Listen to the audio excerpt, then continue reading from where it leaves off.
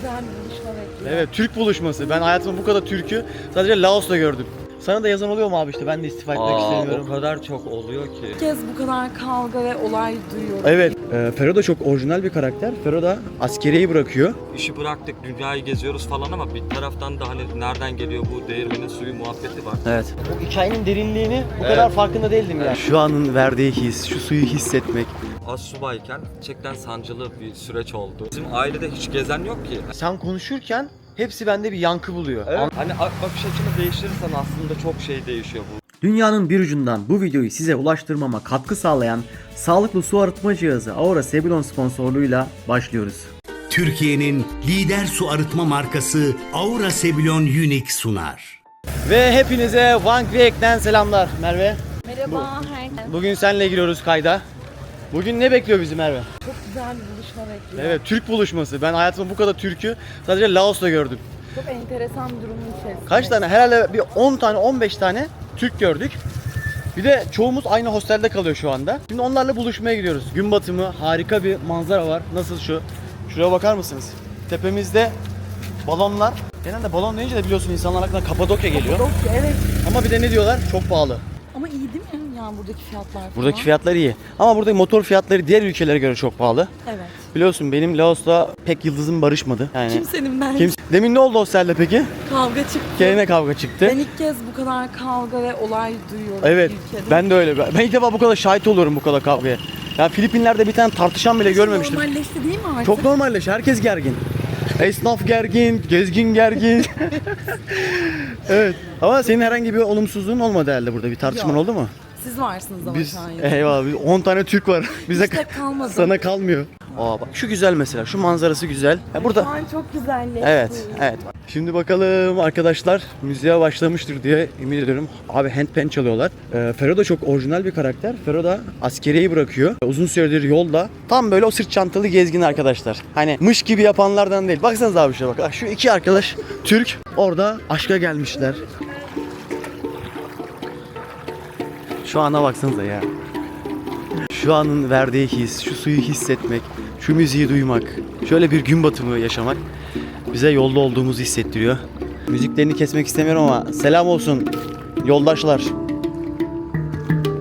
Hoş geldin. Hoş bulduk. Ne yapıyorsunuz abi?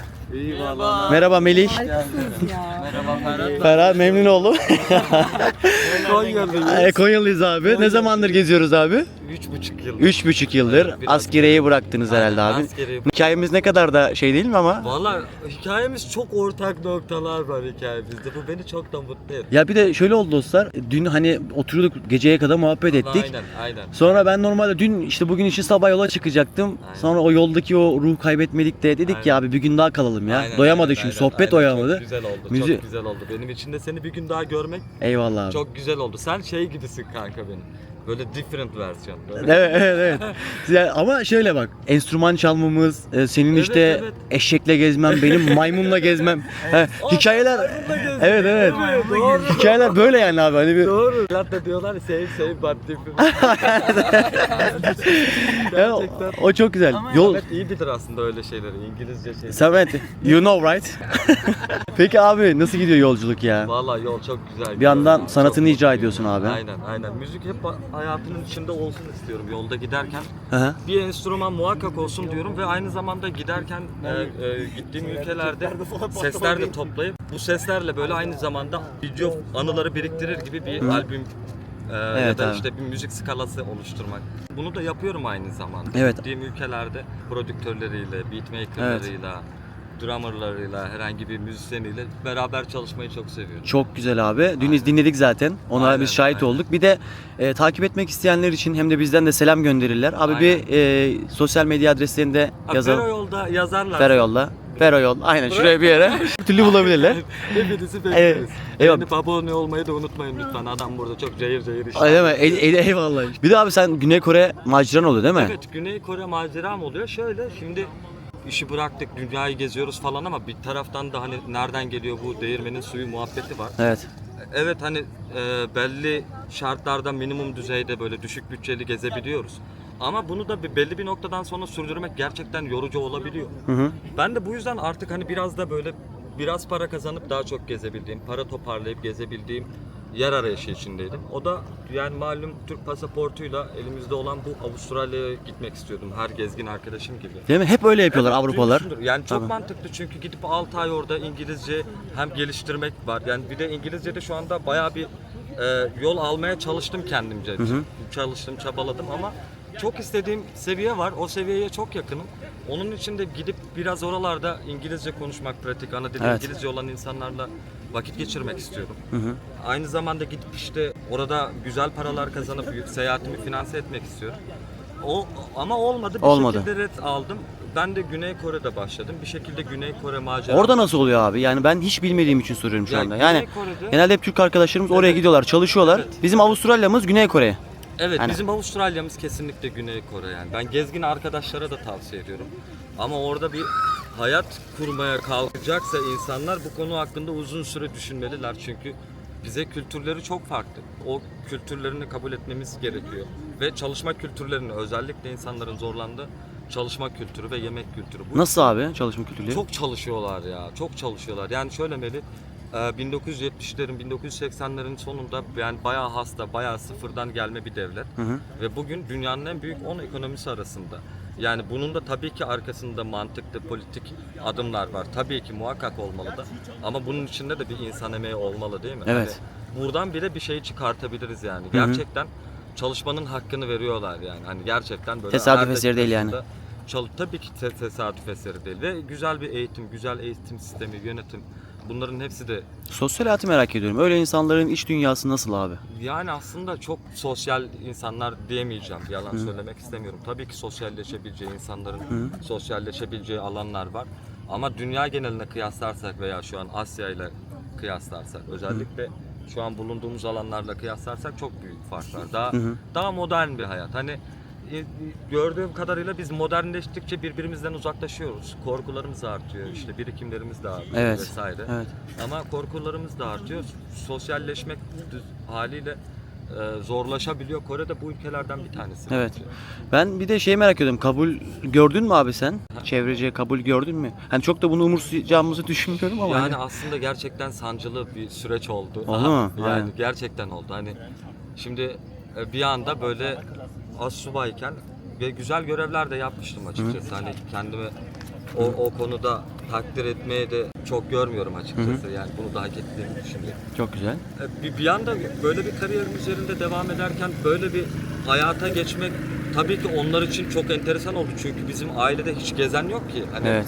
ben bırakacağım dedim, dünyayı gezeceğim dedim. Hani anlayamadılar. Önce bir onu anlatmam lazımdı, tamam mı? Hani Niye? Neden yani? Ne ben oldu? neden geziyorsun falan. Ben Türkiye'de de çok gezdim, gezmeye çalıştım. Aha. Ben gezerken ailemi de gezdirmek istiyordum ama hani bizimkiler mesela hani gezeceksen bizi köye bırak. Ben, Aynen. sen Memleket oradan git gez Konya'ydı falan. değil mi? Konya, Aynen. Konya, Akşehir. Ne kadar çalışmıştın abi? 7,5 yıl, 7,5 yıl. 7 yıl kadar görev yaptım. Aynen, bayağı- 2 yılda bayağı askeri yapmış. okul. 10 yıl ya. Evet, Yani. yaklaşık 9,5-9 yıl Benimki kadar gibi hizmet işte. verdim. Ben de 10 yıl Aşağı iş, yukarı. 2 yılda polis okulu, 12 Aynen, yıl. Yani zaman ama Çok benzer hikayeler. çok benzer. Evet. Ama onu yaşadığın için bir pişmanlığın var mı? Ya kesinlikle yok. Aynen. Tabii ki geçmişi özlüyorum. Hani muhakkak eski arkadaşlarımı özlüyorum. Önemli görevler yapmayı işte bir şekilde mesleki tatmini sağlamayı özlüyorum bir yere geldiğinde. Üniformayı da özlediğim oluyor. Yani üzerimizden çıkaramazlar mı? Yani Evet. muhtemelen. O bizim Bu hayatımızın hissi bir bizden parçası ya. alamazlar, evet. Aynen hayatımızın. Nereye gidersek gidelim o. Aynen. Hani bana da şey İçinde diyorlar. hep İçeriğimizi bir benim tarafta içeriğime de böyle- sinmiş. Bazen görüyorlar sen polise benziyorsun falan diyorlar. Hani öyle. Aynen. Oluyor yani bu. Çünkü Aynen, 10 yıl aynen. geçirmiş hani o güzel ama ya ben çok, hani çok şey kattığını düşünüyorum bana ama benim de artık farklı bir yol çizmem gerekiyordu. Peki nasıl hissediyorsun abi? Çünkü bizim gibi meslekler çok motomot yani hani böyle Evet. geli belli, gidi belli, saati Evet. belli, dakikası belli. Evet. Yani öyle bir üniformalı bir yaşamdan böyle bir sivil hayata geçiş çok radikal bir Evet, karar. evet. Ha ben kime Yani- desem şey diyor yani adam diyor ki yani çok büyük kontrast diyorlar yani Evet, hani evet. Ya bir de bunu konuşabildiğin çok büyük kontrast diyor. Evet. Anladın mı? Bir de bunu konuşamadığın insanlar var yani. evet. Direkt yargılayanlar. Hani bunu diyen adam küsenler, gezgin böyle. adam yani bunu yani yurt dışına gezen bir insan. evet. Hani bir de bunun bir de bizim aile versiyonunu düşün Evet. yani. Ya da işte eş, dost, çevre, akraba gel de Konyalı'ya anlat işi askerliği bırakıyorum. Nasıl manevi tatmin abi? Ben Şöyle arkadaşlar manevi tatmini şöyle. Şu anda timsaha döndü şu anda orada. Adamım ya. Ya gelirken işte arkadan sizi gördüm hani böyle. Bazı şeylerden o kadar sıyrılmışız ki abi. Aynen. Değil mi? Bazı şeylerden o kadar böyle sıyrılmışız ve manzaranın içerisine o kadar güzel konmuş ki böyle hani. Artık biraz da ben yani şey de hissediyorum böyle anı yakalamaya çalışıyoruz. Artık biraz da öğrenmeye de başladık sanki. Evet o akışta. Anı yakalamayı, değil mi? Aynen Akışı hani. yakalamayı biraz öğrenmeye başladık. Bazen kopuyoruz abi hani. Evet. Dün bahsettiğimiz muhabbetlerdeki gibi bazen o insanız, kopuyoruz. Hani o anda kalamıyoruz veyahut da bir şeye kapılıyoruz. Bazense anda kal. Şimdi arkadaşlarımız da gelecek. Onlar da çok güzel anda kalmaya sağ olsunlar, teşvik ediyorlar, hatırlatıyorlar. Ben biraz kabıma sığmayan bir tipim de aynı zamanda kendi içimde hani enerjim falan. Bir de böyle konuşmak doğru olmayabilir belki de şöyle söyleyeyim. Yani 40'lı yaşlara geldiğimde ya da 50'li 60'lı her neyse ömrün belli bir noktasını geçtikten sonra geriye dönüp baktığımda keşke dersem diye çok korkuyordum. Hı. Şu an o kadar eminim ki keşke demeyeceğim. Çok güzel bir yer. Çok güzel bir yer. 3,5 yıl 4 yıla yaklaştı yola çıkalı. Yani bu 3,5-4 yıl bile gerçekten bana yeter yani anladım. Hani şimdi beni Türkiye'ye bağla yani bir şeyler olsun kader ya olmaz bir şeyler yolunda gitmez. Evet. Ben yine yani derim ki Allah'ım çok teşekkür ederim. Çok Güzel güzeldi. bir hayat Çok yaşadım. güzeldi. Anladın mı? Abi bak seni o kadar iyi anlıyorum ki. O kadar iyi anlıyorum ki. Malezya'da gasp olayında başında adamlar bıçakta beklerken şey dedim. Oğlum güzel hayattı zaten dedim ya. Evet, 30 yıllık ömre Evet, 50-60 evet. yıllık hikaye sığdırdık abi. Evet sığdırdık güzel bir şeyler. Çok güzeldi. Hakkını verdik bu yaşamının. Hakkını verdik. Hala da devam ediyoruz. O yüzden bende de bazen şeyler. Hani bir gün dönmek zorunda kalırsan diyorum ki abi yaşadıklarımın hepsi kar ya. Aynen. Ama bu demek de olmuyor ki tabii ki. Bunu herkes yapabilir. Evet. Bu da demek olmuyor. Yok, Yani yok. bu noktada Yatırım tavsiyesi değildir çok- yani. Evet kesinlikle yatırım tavsiyesi değil. Çünkü Bu noktada çok önemli bir ayrım var bence ya. evet. Yani şeyde popülerleşti bu şeyler. Evet. Ama yani mesela yolda hep karşılaşıyoruz. Bazen gerçekten bir imaj olup gezgin imajıyla yolda yapan var. Bir de gerçekten gezgin olan var yani hani böyle. Evet, çok güzel. O çok farklı bir şey. Hani mesela onu zaten insan hissediyor, anlıyor. Evet, bence de anlayabildiğimi Evet. düşünüyorum yani. Anladım. Direkt ne amaçla geziyor, ne Aynen. yapıyor, ne ediyor filan. O çok Aynen. güzel oluyor. Abi ben sosyal medyada zaten takipleşiyorduk ama bu Aynen. karşılaşma, bu sohbet Bana çok enteresan Çok- geldi. çok ya. güzel geldi. Aşırı mutlu oldum Yani- yani. Hiç asla beklemiyordum. hep böyle olur ya plan yapsak şey Evet, olmazdı. evet. Ama yolda sürprizlerle dolu ya. Bir Evet. taraftan da hani biz de bunu arıyoruz. Güzel ya zaten tarafı bu. böyle. Yani biz kendi hikayemizde bir şey ekledik oraya bir Aynen. not düştük yani Aynen, Fero'yla. tatlı bir not Aynen düşürdü tatlı bir. böyle. Daha önce hatırlıyor musun kanka o gün şurada buluşmuştuk. Şurada müzik yapmıştık filan. Şimdi dostlarım bütün Türkler toplandık. Selamlar YouTube. Buradan sonra var ya gidilen ülkeyi tahmin edemezsiniz. İmkanı yok. İmkanı yok gerçekten. İmkanı yok. Yorumlarda- Gerçekten şu anda öyle bir yere hazırlık yapıyoruz ki eğer bunu gerçekleştirebilirsek uzun süre sonra o ülkeye gelen ilk kişi olacağız. Kesinlikle ve hatta şöyle yapıyorum. Bu videodan sonra yayınlanacağı için o videolar. Evet. Bu videonun altına yorum atsınlar. Doğru tahmin edene güzel bir hediye verelim. Hediye tamam sözümüz olsun. İyi ki varsın. Duygusal oldu. Ay o duygusal oldu. Evet. Kankam güzel oldu be insan aynı dili konuşan insanları. Evet ya. Ya- Evet. Bizim için ayrı bir manidar oldu aslında bakarsan. Çünkü kanka görüyorsun gezerken hep böyle Evet. Fransızların grupları var, Almanlar hep arkadaşlarıyla geziyor. Evet. Amca çocuklarıyla geziyor, kardeşleriyle geziyor. Aynen ya. Ben hep böyle boynu bükük. Bir tane Türk görünce gel benim Gel kardeşim. sarılayım falan diyor. Aynen. Ama doğru söylüyorsun. Ya Aynen. ben mesela diyor ki kız işte annemle geziyorum diyor. Oğlum, Çok hoşuma gidiyor benim. Ya, harbiden yani bizde bu bir kültür yok. Bence biz bunların birer belki de öncüleri olacağız bir sonraki. Evet ya, için. Yani inşallah, gerçekten aynen. Böyle bir şey. neslimiz devam ederse eğer. Çok isterim. Neslimiz devam Türk ederse. nesli devam edecek. Evet. Yani onu oradan Var mı abi böyle düşünceler? Abi yani ben özgürlüğümü çok seviyorum sanırım. Yani bir yere bağlı kalmak, aile hayatı kurmak şu an benim için çok uzak şeyler. Zaten büyük de konuşmamak lazım. Hiç öyle birisi olsun istemiyorum hayatımda aslında. He. Çünkü ya şöyle birileriyle dolaşmak, gezmek de gerçekten de zor yani bir taraftan benim. Evet. Ben daha önce yolda kız arkadaşlarım oldu. Benim gibi gezen insanlar da var dünyanın birçoğu Evet. yerinde. Biz de yani taş değiliz. Bizim de hoşlandığımız, bizim de Evet kalbimiz gönül var. Bizim de bir ilişkisi- kalbimiz var. Aynen. İçinden de geçseler bizim de bir kalbimiz var. Her neyse gel gelelim ki tabii ki zaman zaman böyle birileriyle yakınlaştıklarımız veya bir şeyler yaşadığımız dönemler oldu. Ama bu sefer de ben şöyle bir şey fark ettim ya da bilmiyorum belki de karşılaştığım insanlar çok doğru değildi. Yolda geçirdiğin zaman çok daha fazla olduğu için yani mesela çok hızlı tüketiyormuşsun gibi geliyor. Atıyorum 3 aylık bir ilişkide kız arkadaşını kaç kere görüyorsun? Atıyorum işte günde 1 saatten vursan 90 saat görüyorsun atıyorum. Evet tamam ama mı? yolda. Ama yolda sen o 90 saati zaten 3 günde yaptın yani. Hani Evet. sabah birlikte kalktın, öğlen birliktesin, akşam birliktesin. Evet. Şimdi onun bir şeyi böyle bir yerden sonra seni rahatsız edebiliyor ya da işte yalnız Çok kalma gereksinimi İsteği duyuyor değil mi? olabiliyor. Evet. Yani Sen de insansın, yeri geliyor sen de hiç olmadık yerde itici bir hal alabiliyorsun. evet evet. Sen Yani de toksitleşebiliyorsun yani hani karşı tarafta kolay değil bu dengeyi kurmak ya. Evet, bu dengeyi kurmak gerçekten çok Gerçekten zor kolay yani. değil. Yani hani Evet. bizim hayatımız da kolay değil. Evet. Bazen şey oluyor hani bu yolun tadına bir çıkıyorsun bir varıyorsun ya, ben ilk uzun soluklu Güney Amerika'ya gitmiştim. Evet. Gezgin bir arkadaşım şey demişti, yani sen bu hissi tattıktan sonra biraz bir şeyler eskisi gibi olmayacak. Evet, duramayacaksın evet, demişti. evet, evet, biraz. Çünkü yani ben her zaman söylüyorum, ne 100 tane ülke görmemiz biz yapar. Bizim Evet. sadece şu hislerimiz var ya, bizi Evet, biz yapan evet, o ya. Evet, evet. Bizi kesinlikle. işte bak kamerayı kapattık. Kesinlikle. Hani ben dedim ki bir kamerayı kapatayım dedim, bir daha açamadım.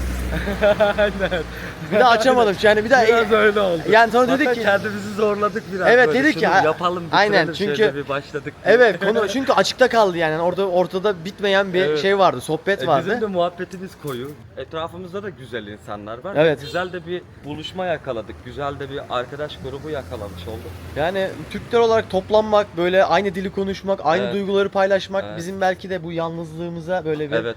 su serpiyor değil mi? Çünkü yani yaşadığımız çok ortak şeyler var. Evet. Hani tabii ki gezginlerle de ortak noktalarımız var ama geldiğimiz yerler aynı. Bütçelerimiz aynı. Evet. Anladın mı? Hani görüntülerimiz de aşağı yukarı aynı. Tabii, birbirine. evet, evet, Yani. evet. Birçok ortak noktamız var. Ve ana diliyle iletişim kurmak çok Çok önemli farklı bir bir şey şey aslında. Zaman zaman da özlediğim dönemlerim de oluyor gerçekten. Benim çok oluyor abi. Ben gerçekten seviyorum yeni insanlar tanımayı. Dünyanın her Evet. yerinden yani İsrail'inden tut Brezilya'sına yani Hepsini her ya. köşesinden arkadaşlarımız var. Hepsi çok kıymetliler. Evet. Bazıları gerçekten böyle şey gibi. Hani arkadaşların olur ya böyle aile ferdi gibi olur Evet. böyle. Bazıları harbiden kardeşim yani. Hani Kamerayı açıkken mi söylemiştim hatırlamıyorum, hatta kapalıyken mi söylemiştim. Yani sen konuşurken hepsi bende bir yankı buluyor. Evet. Anlattığı şeylerin. Yani Evet, evet. askeriye, oradaki o Yaşanmışlıklar. oradan çıkıp böyle bir hayat. Evet. Ya bunların böyle hepsinin diyorum ya ne kadar benzer, ne kadar falan.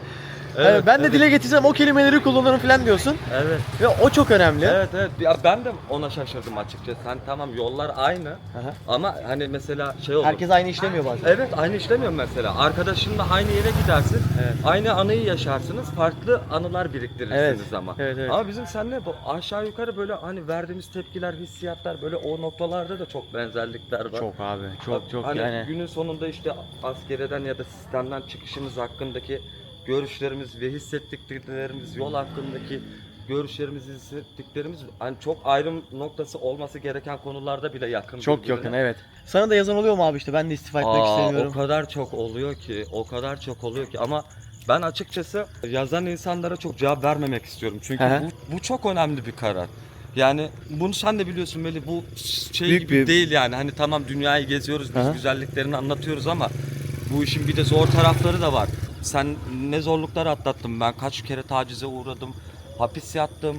Başımıza gelmeyen olaylar kalmadı. İnsanlar tarafından tacize uğradık, yeri geldi kavga ettik, yeri geldi paramızı kaybettik. Yani bu demek istediğim, bunu herkese tavsiye tabii ki etmiyorum. Bu ve insanlar mesleği bırakmak istediklerinde onlara tabii ki bırak bu mesleği, işte hani bunun yolu budur. Böyle bir hayat da var. Bu hayat güzel. Gel beraber takılalım. Tabii ki demek istemiyorum bu Evet, insanlara. çok ciddi bir şey değil mi? Çok ciddi bir karar ve bu kararda etkili olmak istemiyorum yani ben. Hani böyle düşüncesi olan insanlar varsa bence gidip önce gezmeleri lazım. Önce kendilerini biraz tanımaları lazım. Kapasitelerini, yapabileceklerini, hayattan beklentilerini iyice tartıp düşünmeleri ve Abi- bu kararı yalnız almaları lazım bence. Bir insanın söylediği bir şey böyle önemli bir noktada çok da önemli olmamalı yani. Çünkü önemli bir yer. farklı yollarımız olacak o arkadaşla. O bana soru soran arkadaşla farklı yollarımız, farklı yaşanmışlıklarımız olacak. Evet, ben orada şey aklıma geldi abi sen böyle söyleyince. Şimdi birçok gezgin arkadaşımız var. Çoğu da işte dijitalle içerik üretiyor. Evet. Bazen böyle Hani bazı şeyler ağızlarına oturuyor. Çıkın, gidin, gezin, istifa Evet, edin, yakın, evet, yıkın, evet, evet. geri dönmeyin, geri dönün, Allah belasını versin falan. Hani öyle falan ama Kolay, bak bunlar Evet. kolay. Bunları yapmak kolay yani. Biz He. de yaparız. Hani Evet. anladın mı? yakmak yıkmak Ve- çok kolay. Köprüleri yıkmak kolay olan. Evet, ve insanların dikkatini çekeceğini de biliyoruz ama yani biraz yani faydalı da olmak lazım Evet. bence. Bence bu şey hissettirdi abi bana. Direkt yani arkadaş bu çok güzel bir his. Ben bundan hiçbir pişmanlık duymadım. Başıma bunlar da geldi. Bakın ben size Evet. bunları paylaşıyorum. Bu da çok önemli işte. Başıma bunlar geldi diye de paylaşıyorum. Evet. Hani o bütüne bakman lazım senin o yüzden. Hani bir tane video gördün, ben orada eğleniyorum, hopluyorum, zıplıyorum. Dünya çok güzel. Öyle değil işte Evet, hani. evet. Anladın mı? Sen benim sokakta yattığımı da bir gör. Evet. Sen benim işte çadırla 10 kilo 15 kilo sıcakta o çöllerde gezdiğimi de bir gör. O eforu verdiğimi de bir gör. Bunu Evet. da göz ardı etme yani. Aynen. Manevi tatmin olabilir ama bunun yanında gerçekten her şeyin olduğu gibi bir şey bedelini ödüyorsunuz. Aynen öyle. Bir de ben diyorum ki abi herkesin gömleği herkese uymaz. Aynen öyle. O yüzden Aynen. hepimizin farklı bir yolu var. Herkes Aynen. istifa edip işte dünyayı gezecek diye bir şey de yok. Aynen. Ama biz evet. güzel örnekleriz Melih. Evet. bence. Evet bunu da kabul etmek gerekiyor. Çünkü bana da çok fazla yazan var abi. Senin dediğin gibi ben Evet. yaşıyorsun diyorlar ve ben Evet. bunu inkar edemeyeceğim abi. Ben çok şükür diyorum. Her Evet. günüme şükrediyorum. Evet, evet. aynı Ben diyorum şekilde. ki bazen "Oğlum, acaba ben bunu nasıl şükrü eda edeceğim falan diyorum. Evet, O evet. kadar güzel hisler Evet, içerisine evet. giriyorum. Çok iyi anlıyorum. Ve bunu karşı taraftaki adam da görüyor, diyor ki ya oğlum diyor bu adam da ben gibiydi. Aynen. Seni gösteriyor. Bu adam da bu işe gidip geliyordu ve artık dedi ki ya ben kendi yolumu çizmek istiyorum. Evet. Yine bir şekilde buradaki evrene, dünyaya, tabiata bir hizmet ediyorsun abi. Evet. Müziğinle, güzel hislerinle, paylaşımınla, insanlarla temasınla, iletişiminle Evet. yine bu dünyaya güzellik katıyorsun. Kesinlikle. Ama bunu farklı bir versiyonda yapıyorsun. Kesinlikle öyle, kesinlikle öyle ve bu işi daha iyi yapabilecek insanlara bırakmak Heh, da gerekiyor Aynen. aynı zamanda. Sistem anladın boşluk mı? kaldırır mı abi? Sistem Ya, boşluk. seni hemen doldurur, Aynen. hemen doldurur yani. Aynen. Ve Evet. farklı yoldan hizmet ediyoruz. Artık insanları bilgilendiriyoruz, Evet. eğlendiriyoruz. Bu da önemli bir şey. İnsanların eğlenmeleri lazım. Evet. Bunları yaşamak da gerekiyor. Evet. Genelde arkadaşlara şey diyorum. Şimdi Türk Silahlı Kuvvetleri'nde hem emniyet teşkilatında çok fazla maalesef intihar vakaları oluyor. Evet, maalesef. Çok fazla oluyor. Maalesef. Ve bunlarla alakalı gerçekten içeride mücadele eden, bunları dile getirmeye çalışan insanlar var. Evet.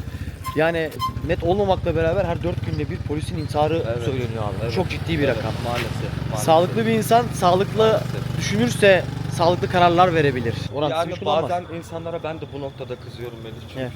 o kadar yargılıyorlar, o kadar böyle acımasızca yargılıyorlar ki yani ne olsun istiyorsunuz? Hani herkes mi aynı yola başvursun? Evet. Böyle bir yolla mı başvuralım yoksa bak ben kimseye zarar vermeden çekmişim gitmişim. Hala güzel bir şeyler peşindeyim. Evet. Ve sancağı da başkalarına devrediyorum. Yani Aynen. hani bakış açını değiştirirsen aslında çok şey değişiyor bu konu içerisinde de. Yani o yüzden umudunu yitirirse bir insan ülkesine bir katkı sağlayamaz. Aynen. Bu bir sakın yanlış anlamayın. İstifa çağrısı falan değildir sadece. Aynen. Abi çocukluğumuzdan itibaren hepimiz sevdiğimiz işi, sevdiğimiz şeyleri yapalım yani. Evet, Biz, evet. ben şu anda gittiğim ülkelerde hikaye anlatmaya çalışıyorum abi. Ve emin Hikayeyle ol konuşuyorum. daha da faydalı olacaksın. Evet. Emin ol gün geçtikçe daha da büyük, daha da güzel hizmet etmiş olacaksın. Evet. Böyle inanıyoruz. O yüzden belki genç kardeşlerimiz de izlerler.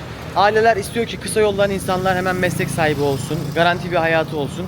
Ama şöyle kaldırıp kafamızı dünyaya da baktığımızda sizce bir garanti var mı yani? Baksanıza abi şu savaşın şeyin içerisine. evet. Nerede garanti yani? Hani birisi desin ki bana yarının garantisi var. Yani bu 30 yıllık, 40 yıllık planlar yapmak ki bu arada ben de şey demiyorum. Geleceğimizi yakalım. İşte Tabii ki. bugün varsa bugün Tabii yiyelim ki. gibi bir şey de demiyorum ki Ama böyle bugünün bir de şeyim de yok. kıymetini de bilelim Evet. istiyoruz. Evet, Yani evet. biz bunu insanlar bilsin istiyorum. Yani. Yoksa işte sabah 6'da kalk akşam 9'a kadar çalış, şirketini ayakta tut ya da işte daha büyük bir şirket kur. Bunun gibi hedeflerin olabilir evet Evet. ama yani kendine de zaman ayır ayır ya, aynen. Bu olayı O. da bir dengeye sağla, bu olayı da bir dengeye koy yani. Bugün de geçtiğimiz günlerde şöyle bir paylaşım yapmıştım. Dedim ki abi bize diyorlardı ki çok gezenin ayağına pislik bulaşır. Şimdi bu nasıl demin giderken konuştuğumuz bir konu vardı. Adam annesiyle geziyor, kardeşiyle geziyor, Evet, ailecek evet, geziyor. evet, evet. Annesine diyor ki ya benim annem backpacker'ı diyor. Ya yıl 1970 abi. ya?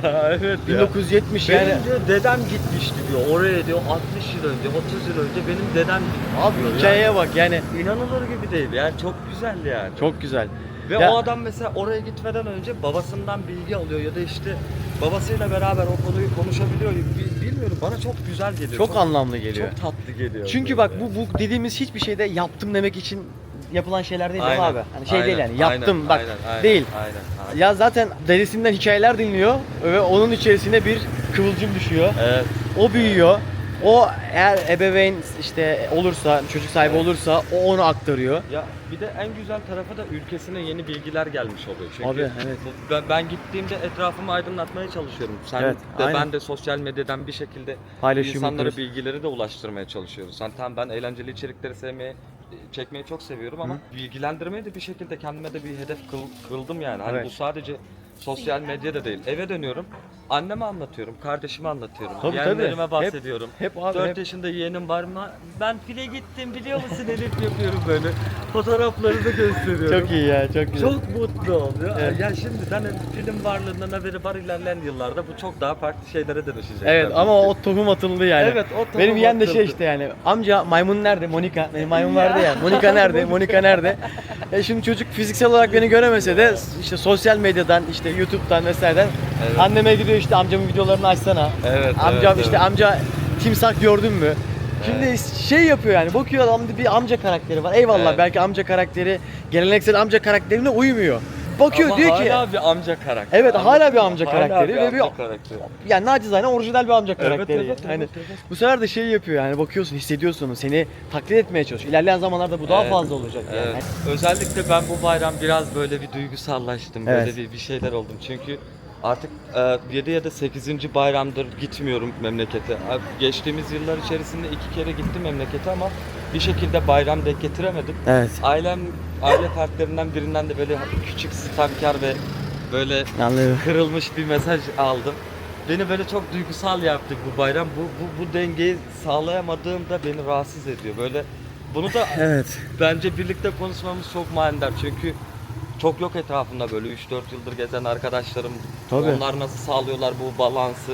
Ben zorunlu dönüşlerim oldu biliyorsun. Hı hı. Gasplardan dolayı falan Evet. bir zorunlu dönüşlerim oldu. Evet. İşte ara ara gitmeye çalışıyorsun abi. Yani bende de öyle. Annem de şimdi özlüyor. İşte Evet. oğlum ne zaman geleceğim falan diyor. Ama böyle bir şey hissi oluyor mu sende de? Hani işte onlara bir haksızlık yapıyormuşsun gibi. Mesela yeğenine bir haksızlık yapıyormuşsun gibi. Ya ben abi şey düşünüyorum, yani hani bazen bir rolü alıp kendi üzerimize rol alıyoruz ya hani. Aha. Ben abi o konuyu biraz absorbe ediyorum gibi geliyor. Yani şöyle diyorum. Diyorum ki yani aynı şeyleri aynı anda yaşayamıyorsun abi ya. Hani mesela şey gibi bir düşün bu. Evet. Evliliğe de aynısını sorabiliriz değil mi? Evet. Yani evlenmediğinin, o duyguyu hissetmediğinin veyahut da çocuk sahibi olmadığının Evet. eksikliğini hissediyoruz mu? Aslında çok yakın konular birbirine. Bunu bir de her şeyi yapabiliriz sanki Evet, değil mi? evet. Yani bunu mesela çok zengin olmaya da yapabiliriz. Melih, Yapabiliriz. veyahut da sen aynı şekilde. O yağ biriktirseydin işte astsubaydın, rütbe alacaktın, farklı bir yüzbaşı olacaktın falan. Hani bunları ya ben şey yaptım, yani seçtim. Bu seçtiğim yolda Bu benim dedim. aynı Varıyla, evet. yoğuyla, eksisiyle, Benim dedim artısıyla yani. Ben her şeyi alamam bu yolda. Yani ben Evet, evet. biliyorum bunun farkındayım. Evet. Hani Ya ben de aynı şekilde. Ama yani ister istemez de bazen böyle bilmiyorum geliyor yani. değil mi? Geliyor yani. Çok normal bu abi. duyguları da kabul etmek Evet, istiyorum evet. yani. Hani Çok güzel bir şey, normal bir şey. İnsanız, özlem Evet, ve evet. duygusal insanlarız abi. Sen Evet. normal bir influencer değilsin veyahut da bir içerik üreticisi, gezgin değilsin Eyvallah. abi. Sen gezginsin yani. Gerçek Eyvallah. anlamda bir gezginsin. Hani tabii ki seni takip ediyordum ama o hikayenin derinliğini bu Evet. kadar farkında değildim yani. Evet, Hani evet, ama evet, ilk geçirdiğimiz 10. dakikada tamam dedik. Yakaladık. Yakaladık aynen. Yani dedik Tamam ki dedik tamam yani. abi dedik yani. Yani çünkü çok insan görüyorsun abi. Sen de aynı şekilde değil mi? Aynen. Artık Yani- biraz da insan sarrafı Oluyorsun. Vay be kankam 20 dakika olmuş ya. Ne diyorsun ya? Abi ben sana bir şey diyeyim mi? Yani biz bir Allah'a ısmarladık deyip kapatacaktık dostlar. Harbiden. Biz Allah'a ısmarladık diyecektim normalde. İkinci turu döndük. bu Harbiden tarafa ha. doğru. Böyle oluyor be işte be abi. Evet. Böyle Güzel oldu. oldu. Güzel oldu. Böyle güzel oldu. Bir o zaman Allah'a ısmarladık diyelim. Hepinize Selamlar. selamlar. Görüşmek üzere. Türkiye'nin lider su arıtma markası Aura Sebilon Unique sundu.